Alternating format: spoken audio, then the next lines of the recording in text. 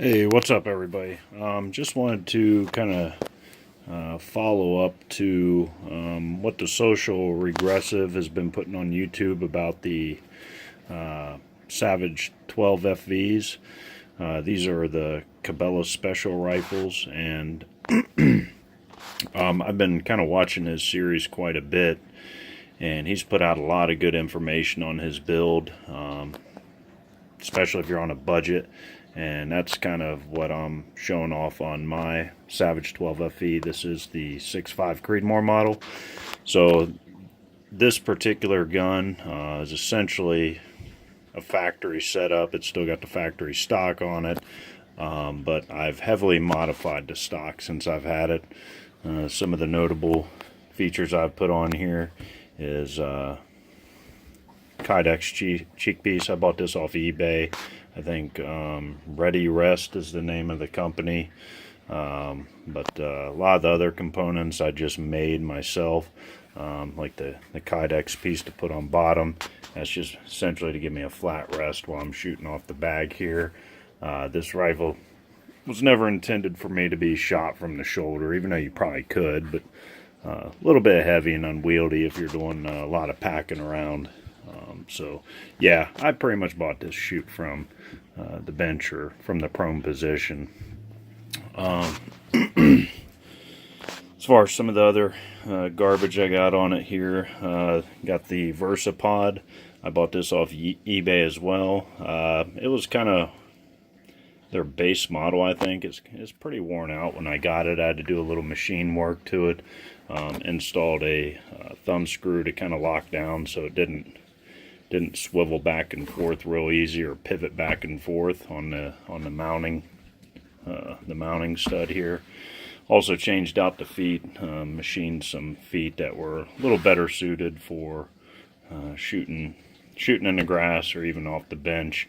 They kind of have some aggressive teeth on the bottom, but yeah, it's been working a lot better than the rubber feet have. But yeah, I think I picked up that Bipod for like $60. So wasn't a bad deal. It's been real stable. Loads up pretty nice. So been pretty happy with it overall. As far as some other features on the stock, up here in the fore end, this is all kind of like a honeycomb pattern on the inside. What I ended up doing there was I actually embedded all thread rod through here. I think it's a 3/8 piece of all thread. But that piece of all thread's threaded into aluminum block that I machined back here for my recoil lug. So it'd be essentially like glass bedding a stock where you're filling in front of the recoil lug, making an actual pocket for it to sit in. So that all thread allowed me to adjust that plate right up to the recoil lug on the actual action. And then I used, I think it was Acraglass, if I'm saying that right. I can't remember what now, but yeah, I basically filled in the rest of the stock up front here with Acraglass. I let it sit for a few days to really cure, but stiffened it up quite a bit. All in all, factory loads and hand loads are every bit of MOA. Most of my hand loads are sub MOA, and been real happy with it. So I think with the rebates and everything I got on this Savage 12 FE, I think it's just under $300 out the door. Now, as far as the glass on top, went with the SWFA. That's kind of been a real popular scope. It is a 10 power MOA reticle. I think the mil dot reticles that they have out there, I know they have a fixed 15 power, but I didn't see that in MOA reticle. But I do prefer minute of angle over the mil dot, so that's what I went with. Typical Weaver, or not Weaver, Butler Creek caps on the scope. I did put additional sunshade on there. My range, just the way it's orientated and the times I shoot, it is beneficial to have the sunshade on quite a bit, but unscrews pretty easy too, so don't always need it on there. Running the vertically split worn rings as well as a 20 MOA base, so I did bed that to the action, but all in all, I've been real happy with it. Real stable, secure fit with the scope. Haven't had any movement out of it. As far as everything else, still original barrel. Haven't done anything to the action itself as far as lapping or anything of that nature, but been real happy with the factory barrel. If you are going to get one of these rifles, you would definitely be good to get one, worth every penny.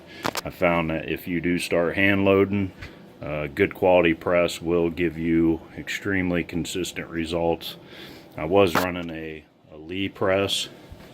The Lee press wasn't bad. I bought it used, but I noticed I was actually getting quite a bit of slop, side-to-side slop in the actual shaft here, which was actually giving me inconsistent results when I was forming my brass.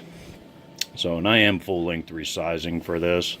So, yeah, that was giving me some inconsistent results, and I was using some good quality Redding precision dies. Had the micrometer adjust and all that good stuff.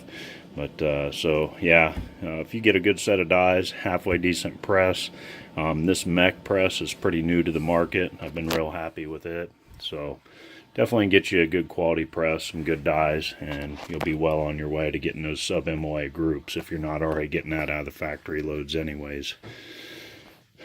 Some of the other goodies. I've been neck turning my brass, checking concentricity, case run out, all that good stuff.